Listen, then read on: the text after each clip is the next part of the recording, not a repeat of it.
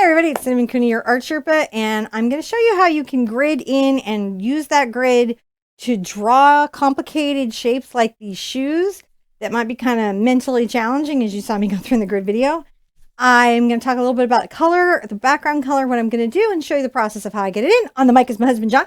Hey guys. He's keeping me company through all these homework videos, and hopefully we're keeping you company through your preparation work that you're doing on these. Let's just hop on it.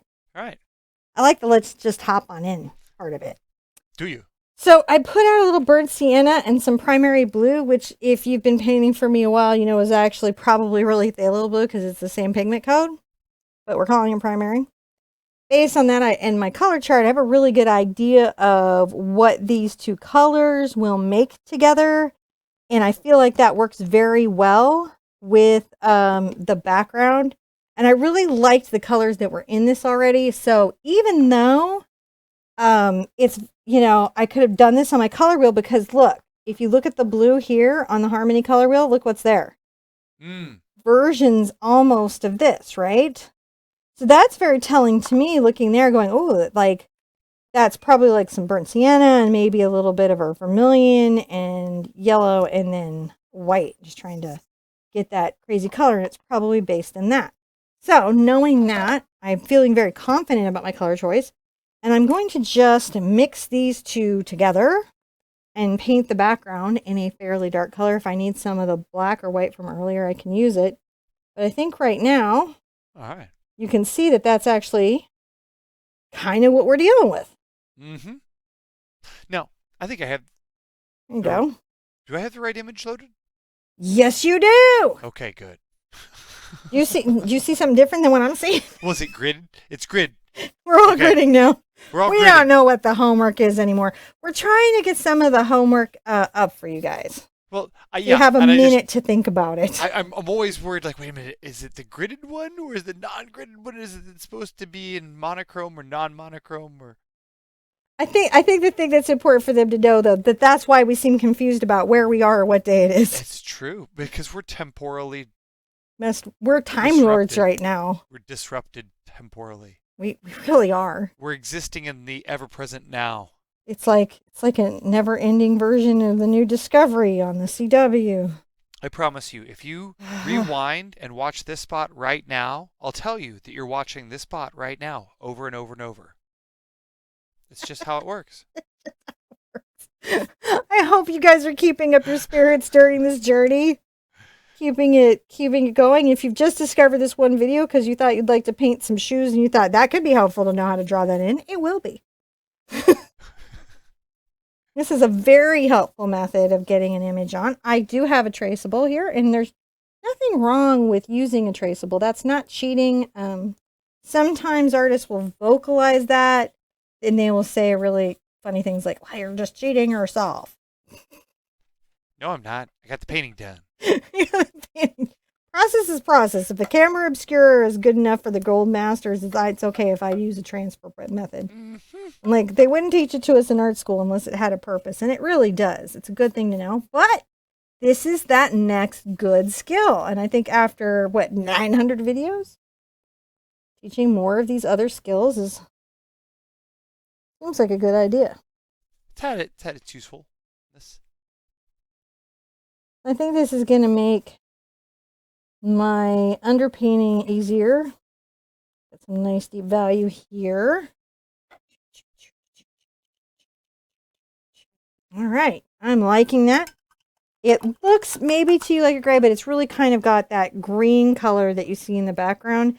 And if we lighten up this color, you can really see it start to pull through like what's on the picture there. See?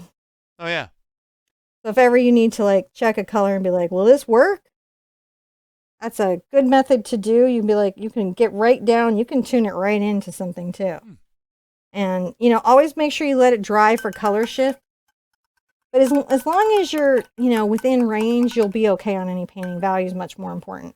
I'm going to draw this. John's going to say hi to you because he's so friendly. I am. And then I'll show you how to grid this in. Okay. So while she's doing that, I'm going to say, hey guys, because I'm being so friendly today. I guess I am. So, how you doing?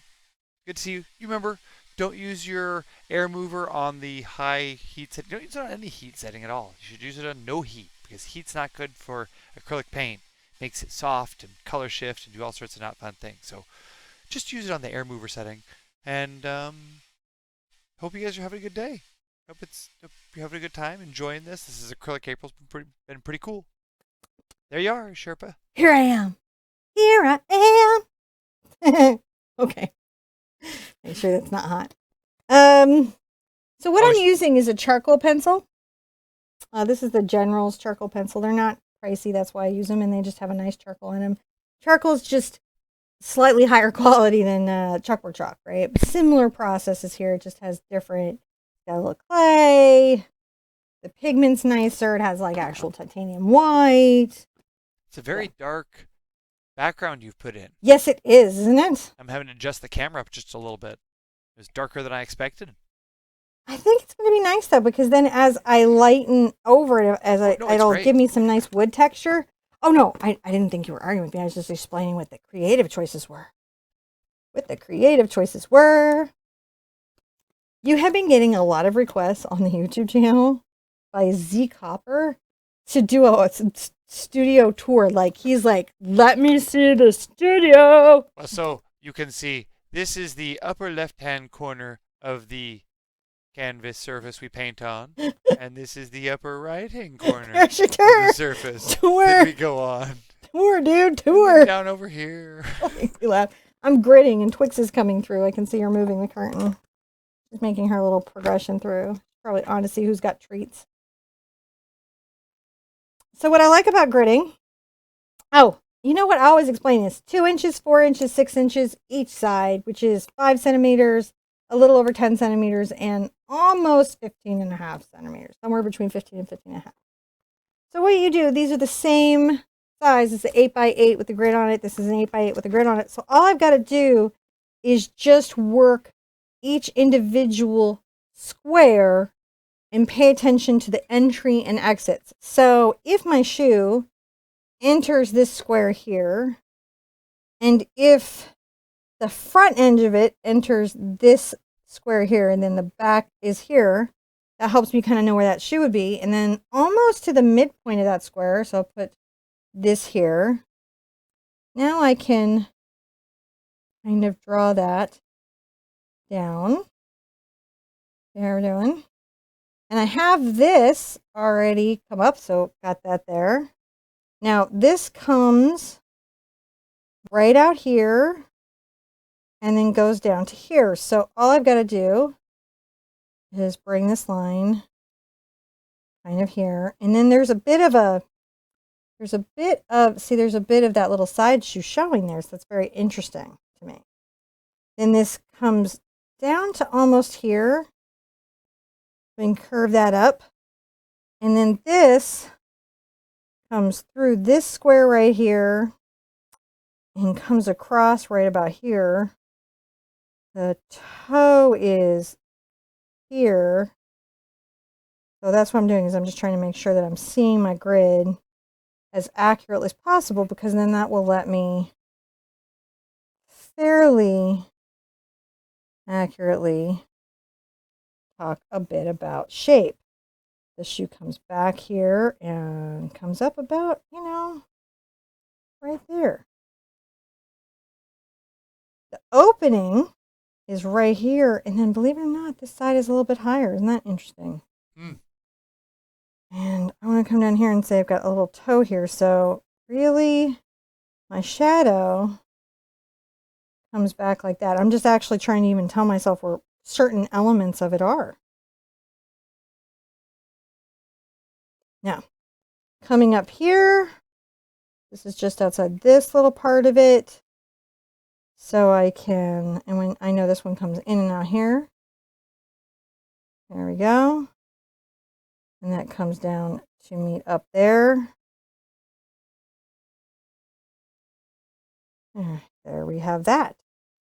Here, almost starting here, this is where we meet this part of the shoe. Whoa, there we go. We're getting them in, man.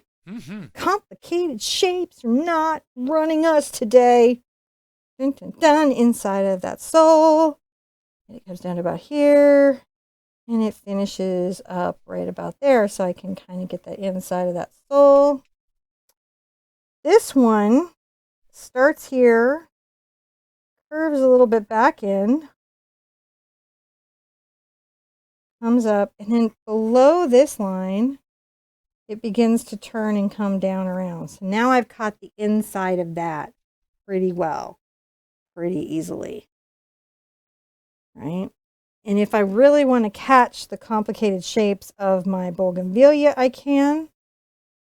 I think I'm going to do these a bit looser, but it's okay if I think about some of their shapes a bit in their placement, right? I'll probably be painting over them and using the grid later, but I know that they're here. I want to paint this all in, so I'm going to probably layer my bougainvillea on the top. Oh, their shoe. All right. So the heel kind of comes right here.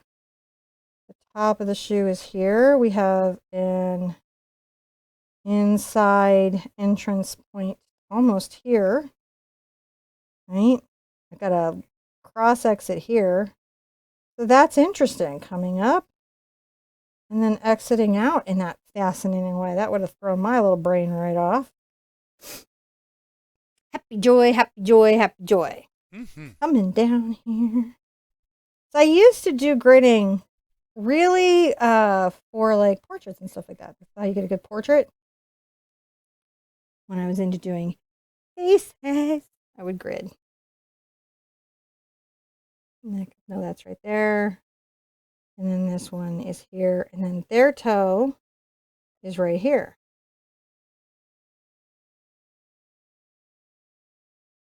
There's a little bit of a shadow that starts there. The shoe curves up here. Ooh, we're doing it. You are. You're getting it all knocked out. Now, look, if this is just like, wow, that's cute, but no thank you, traceables up there. Just print it out. Transfer on.